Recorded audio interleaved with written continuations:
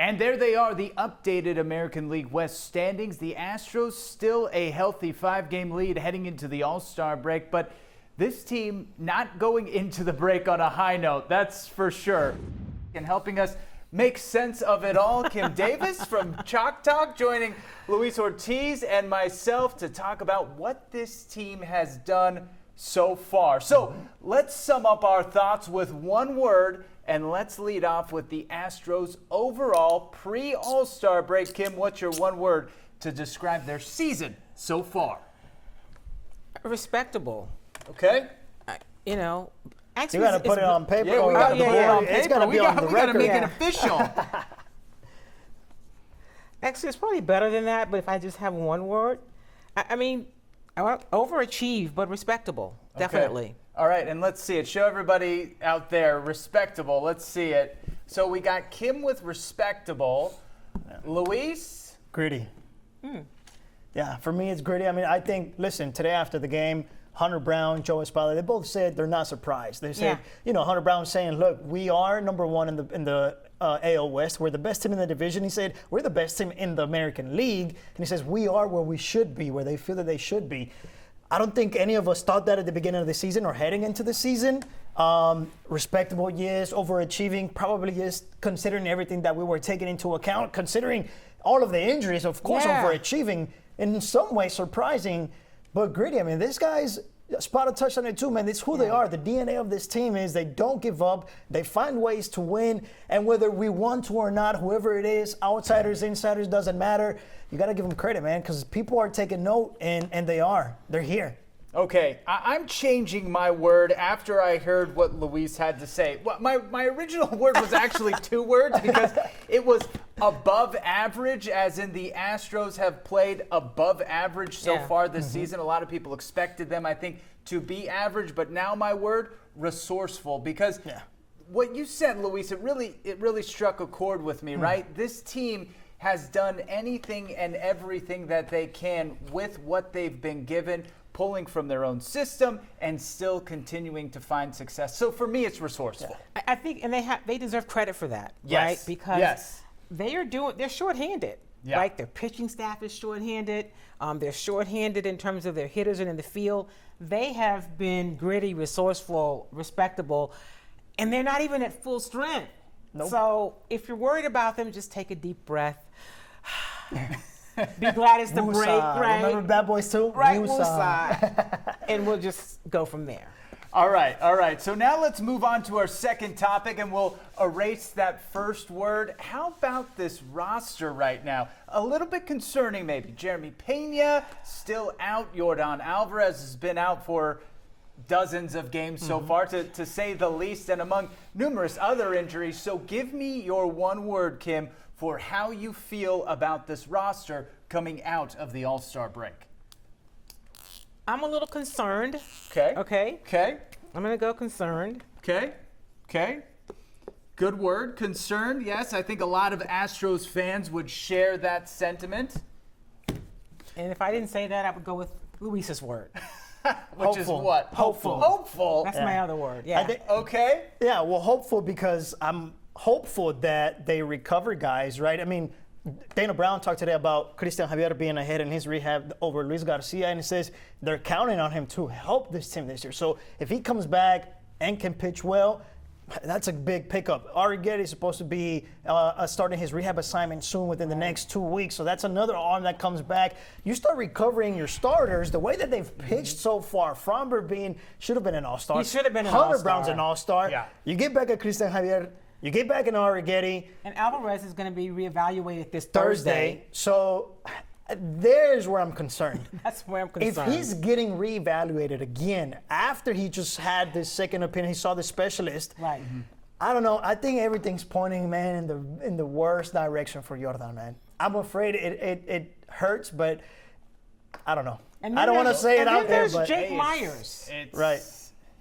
Yeah, it's a scary thought for Astros fans to imagine or to see that Yordan has been out for so much of this season.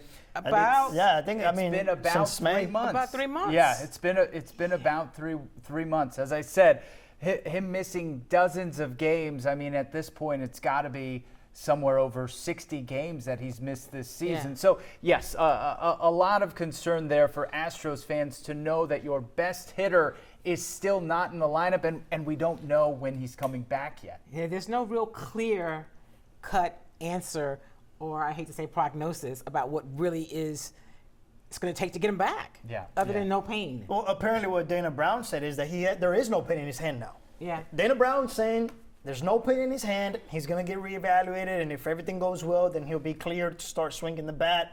So we'll see. I mean, at this point, we'll have to wait and see. And if he starts swinging and he can get back, maybe he has to have a rehab assignment, go down to the minors and play a couple games, or you just put him straight into the lineup. We'll have to see. I mean, my word it's a hyphenated word, but it's every time. Again, right? Every time. It's not one word, It's but okay. It's plug and play, okay? and the reason for that is because that plug and play, because that's what they've done so far to get to this point. And I think, the thing with injuries, right, is that there's always this prognosis like we're either going to have nobody or we're going to have everybody, right? And the reality is that it usually ends up working out a little bit of both. Maybe you get some guys back earlier than you expected, and maybe other guys take longer than you expected. So I think that this roster, the way that it's constructed, and just the way that this season has gone so far, they are going to still have to plug and play to some degree down the stretch into the playoffs. And there could be even more unlikely heroes that have to emerge for this team to continue at the pace that they've gone. And, now let's talk about the brass, specifically Dana Brown, right? Because he's done an incredible job. Give me one word to describe what he's done with this roster.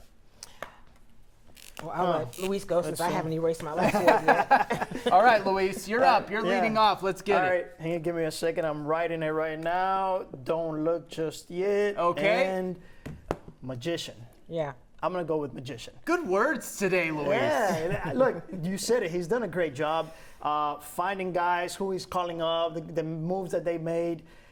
Paredes has played very well. Everybody was talking about, hitting into the Crawford boxes. But listen, now he got called up as a reserve to the All-Star game, right, as an injury replacement. And Joe Espada praising him for his defense. And Joe was very candid as saying, I didn't think he was this good defensively. And he says he's been playing gold glove defense at third base. But, yeah, I mean, I think you got to give it to Dana Brown, man. He knows what he's doing. Kim? Kudos. No? I Nice. mean, Good because you choice. took my word. But Good choice. Dana Brown has done a great job, right? I mean, and people keep questioning him. Yep. But, I mean, even if you go back to last year with some of the moves with pitching, and then this year, look at what you're seeing from Cam Smith. I think that it's too early that if you're worried about, Bryce Matthews struggling. I mean, we talked about it. Look at the 3 pitchers he had to face. And who else on the team hit anyway, right? So it's not just him. He's going to be okay. I think the moves he's made, I mean, Zach Short, who came in and was a savior Saturday night and was the one run on Sunday. I mean, he's made the right moves at the right time. And so I say kudos to Dana Brown. Everything that Dana Brown has touched this year has been excellent. And that's why my word is money. Money. He's been on the money. I only needed one word for this one for Dana Brown, because that's how good he's been. And he's done it, I might point out, with a lot less money than some of these other payrolls in baseball. The Astros, talking about the Dodgers? Of course. The Astros. Call them out. Dodgers, Yankees, the Astros having one of the best records in baseball, right? Especially relative to their payroll and the, let's say, amount of quote-unquote superstars that they have. The Astros are doing it an old-school way this year.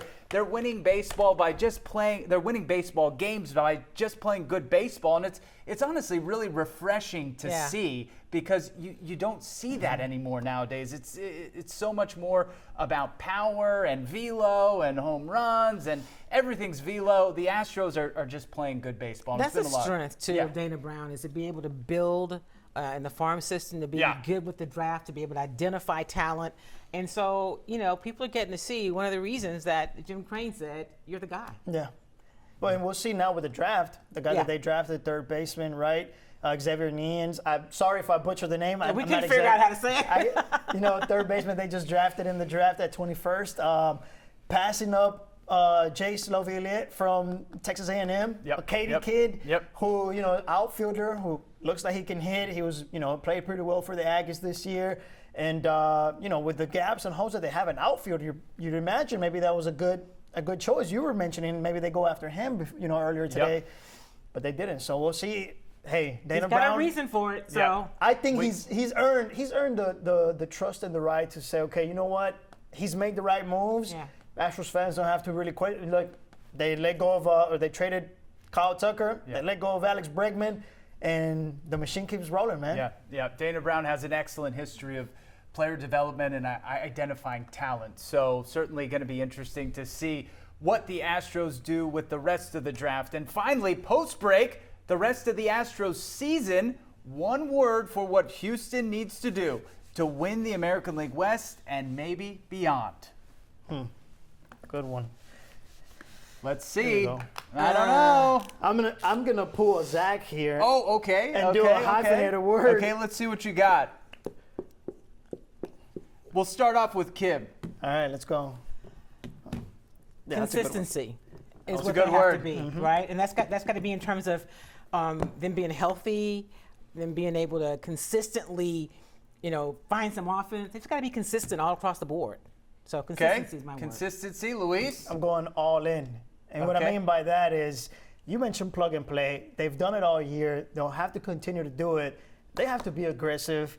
And this trade deadline, something has to happen. They need help. If Jordan doesn't come back, you need another bat. Yeah. And that's one of the things that Dana Brown talked about heading into today's draft, saying that he felt that we're in a good position to go find a bat. Obviously, he's not going to come up and produce now, right? Right, So, right. they do need another bat. They need offense. Look, I mean, Jeremy Pena is supposedly close to coming back, but is he going to pick up where he left off? How does the injury affect him? Does he stay, hitting well hot the rest of the year? They need offense, because if the pitching staff does recover a few starters, right, and the pitching staff continues to do what they've been doing, pitching is key, is huge in the playoffs, right? Yeah. Of course. But then remember those close games? Let's go back to 2019 where they couldn't score against the Nationals and they lost every home game. It's just those games where you feel like you're lacking that offense.